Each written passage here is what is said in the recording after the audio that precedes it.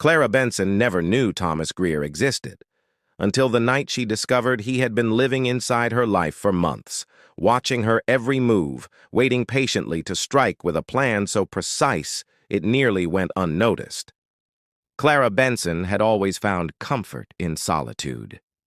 Living alone in her small Washington apartment, she enjoyed the quiet rhythm of working from home as a freelance graphic designer. Her life was structured, predictable, and peaceful, until the small, inexplicable things began happening. At first, it was just a feeling, an uneasy awareness that someone might be watching her. The sensation clung to her late at night, especially when she sat near her large living room window. She would glance outside but see nothing unusual. Still, the discomfort lingered. Then came the notes. One day, after a trip to the grocery store, she found a folded paper under her windshield wiper. It read, "You smiled more today." The message was typed, without a signature. She dismissed it as a weird prank, but 2 days later, another note appeared. "You shouldn't leave your curtains open at night." Clara's hands trembled as she read it. She scanned the parking lot, but there was no one in sight. Her heart pounded in her chest, but she still told herself it was probably just a coincidence or a creepy stranger passing by.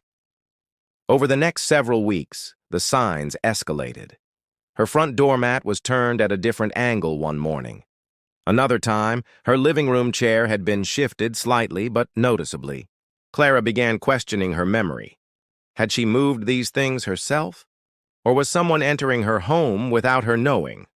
She bought new locks and added a second deadbolt. She even installed a camera at her front door, but nothing seemed out of place when she reviewed the footage.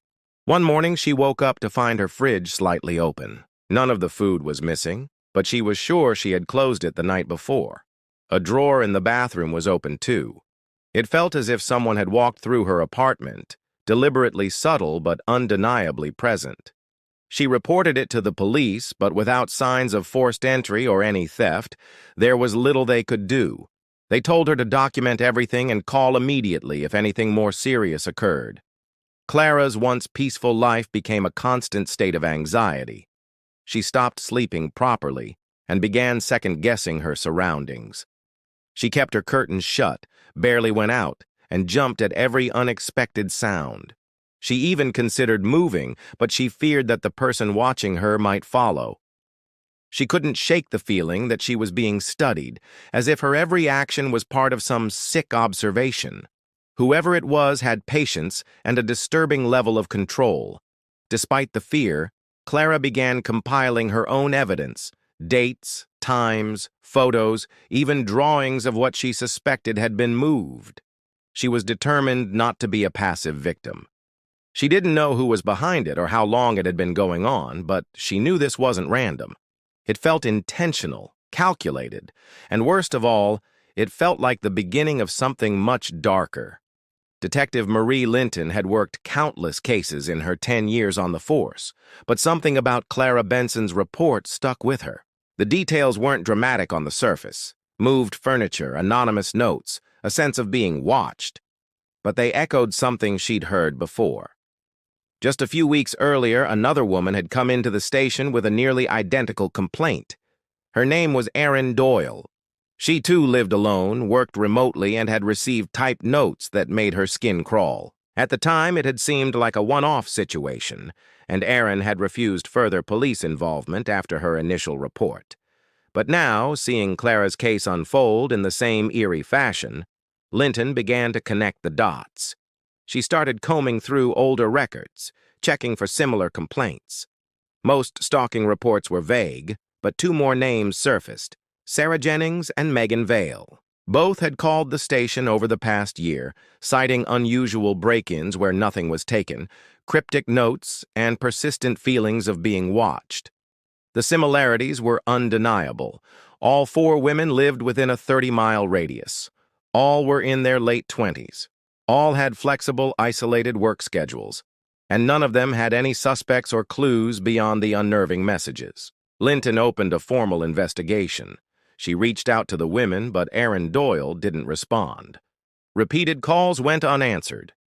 When Linton finally drove to Aaron's apartment, the building manager informed her the rent hadn't been paid for weeks. The mailbox was overflowing.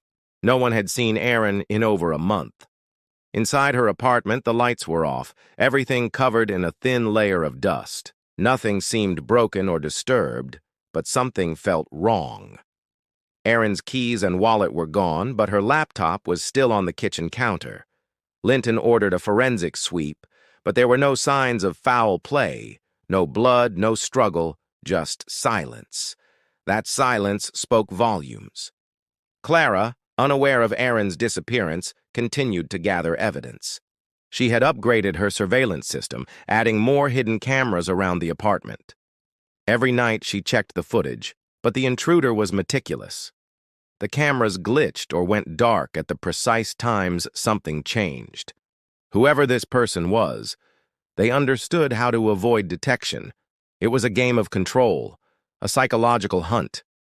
Meanwhile, Linton dug into local employment records, property databases, and maintenance logs. She theorized the stalker might have access to multiple apartment complexes, someone familiar with the layouts and able to move unnoticed. The profile forming in her mind was chilling.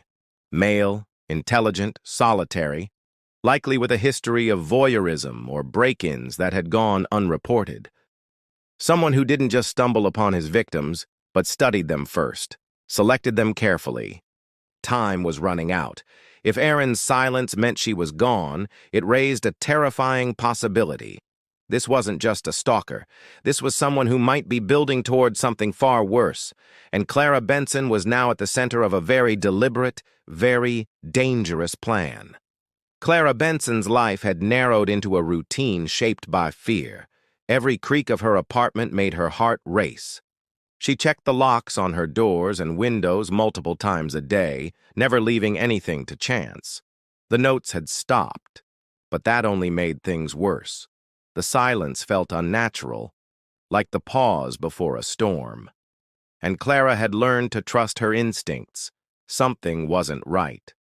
Her upgraded security cameras, positioned at various angles inside and outside her apartment, became her daily obsession. But reviewing the footage brought more frustration than clarity. Each night, at nearly the same time, one or more cameras went offline for a few minutes. The blackouts were brief, consistent, and unexplained. At first, she assumed it was a technical glitch. But after replacing the hardware twice and even consulting a security expert, she was told something chilling. The cameras were likely being jammed or tampered with manually. Someone was interfering with her system. The realization hit her like a wave. This person wasn't just watching from the shadows. They were still coming inside. Clara decided to take a risk. She installed one more camera, hidden in a place she hoped would go unnoticed. A small smoke detector above her bedroom door. Unlike the others, this device had no outward signs of being a camera. She didn't tell anyone about it, not even the police. She needed real proof, something undeniable. The next morning, she reviewed the footage from the smoke detector. What she saw left her frozen. At precisely 3:12 a.m., a masked figure emerged in the frame, moving silently into the apartment. He wore dark clothes, gloves, and a full black face covering. He moved with ease, like someone who had done this before. He walked through the apartment without hesitation, checking specific drawers, looking inside cabinets, and even straightening a picture frame on the wall. He never touched anything personal, just observed. The most disturbing moment came when he walked to Clara's bedroom door, stood silently for nearly 2 full minutes, and then turned to leave. Clara submitted the footage to the police immediately. For the first time, they had visual evidence, a masked intruder clearly familiar with the apartment. Detective Linton took the case to a new level.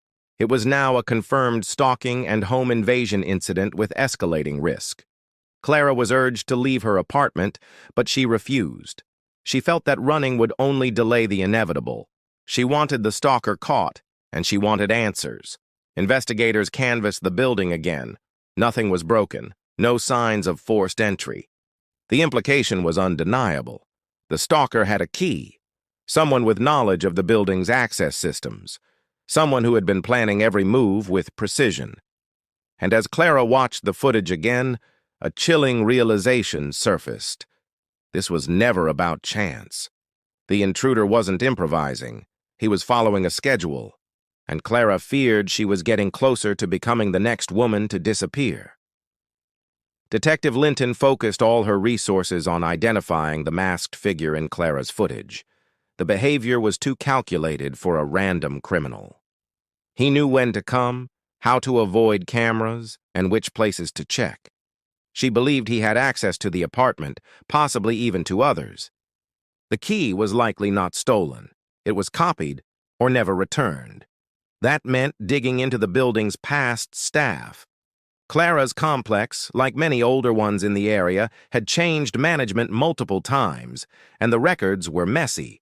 But one name kept resurfacing: Thomas Greer. Greer had worked as a maintenance worker and security technician at Clara S. building nearly 2 years earlier. He left quietly, no disciplinary issues or complaints. Linton pulled his personnel file. He had keys to over 40 units at the time, including Clara's. Records showed his keycard was deactivated when he quit, but there was no documentation verifying he returned all physical keys. That simple oversight became the breakthrough. Further investigation revealed Greer had also worked in 2 other apartment complexes where other victims had lived. His movements were quiet and unremarkable. He paid his rent on time, had no criminal record, and never called attention to himself. On the surface, he was invisible. But a visit to his current residence changed everything.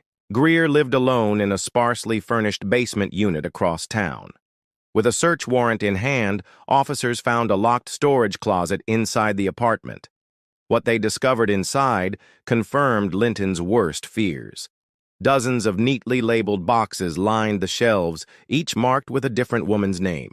Inside Clara's box were printouts of her social media profiles, hand-drawn sketches of her apartment layout, and a notebook filled with entries cataloging her daily habits: when she showered, what time her lights turned off, when she left for groceries. It was meticulous. One box, labeled Aaron D., was different. Alongside her personal items, a phone, earrings, and a cracked photo frame, was a hand-drawn map of a remote wooded area just outside the city. There was also a timeline detailing the last 2 weeks she was seen alive. Though there was still no direct proof of Aaron's fate, the implication was clear. The stalker had taken her, just as he was preparing to do with Clara. Greer was arrested immediately. During interrogation, he spoke in vague, calm terms, insisting the files were for personal analysis. He refused to speak about Aaron, Clara, or any of the other women. No confession, no emotion. But the evidence was overwhelming. The patterns, the maps, the footage, all pointed directly to him. He had been planning each interaction like a sequence in a play, collecting lives as if they were case studies. Clara, still reeling from the revelations, packed her things and left her apartment for good.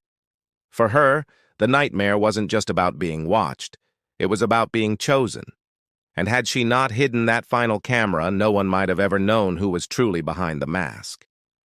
Thomas Greer's arrest sent shockwaves through the community. The calm, unassuming man who lived a quiet life had been hiding a disturbing secret for years. Police uncovered boxes tied to at least 7 women, but Aaron Doyle's case became the turning point. Despite the chilling contents found in Greer's apartment without a body, they couldn't formally charge him with murder. The map found in Aaron S. box led detectives to a remote wooded area 40 miles outside the city. A week-long search through the dense forest eventually uncovered a shallow grave. Inside were the decomposed remains of a young woman, later identified through dental records as Aaron Doyle. The discovery shifted the investigation into a full-blown homicide case. Forensic analysis confirmed she had been dead for over 2 months, around the time she vanished from her apartment. Near the grave, police found a tarp, duct tape, and a plastic container that had once held cleaning supplies. The site appeared well prepared, suggesting this wasn't Greer's first time. Authorities feared there may be more victims buried in places yet unknown. Prosecutors now had what they needed. Greer was charged with first-degree murder, multiple counts of burglary, aggravated stalking, and unlawful surveillance. The trial captured national attention. Journalists and networks painted him as a phantom predator, someone who moved among everyday people, unnoticed, until it was too late. The most harrowing moment of the proceedings came when the footage from Clara A.'s hidden smoke detector camera was played in court. Gasps filled the courtroom as the masked figure stood silently outside her bedroom door. Jurors watched in stunned silence, visibly shaken. Clara testified under tight security. Her voice trembled as she described the psychological torment she endured. Months of feeling unsafe in her own home, the slow erosion of her peace, the creeping dread that never left her. She shared how every small sound became a threat, every night a battle to fall asleep. Her decision to hide that final camera had saved her life, and possibly the lives of other women. Despite the overwhelming evidence, Greer remained emotionless. He refused to speak in his defense, offered no explanation, no motive. He showed no remorse. The court deliberated for only a few hours before returning a guilty verdict on all counts. He was sentenced to life in prison without the possibility of parole. Even after the verdict, the scars ran deep. Clara moved across the country under a new name. She gave up freelancing and sought a career in victim advocacy, determined to help other women recognize the early signs of stalking. Detective Linton retired shortly after the case, carrying with her the weight of knowing how close Clara had come to vanishing like Erin. Thomas Greer faded from headlines, locked away behind concrete walls. But his legacy remained as a haunting reminder that evil doesn't always look dangerous. Sometimes it wears the face of a neighbor, a worker, or a stranger passing by, watching, waiting, planning.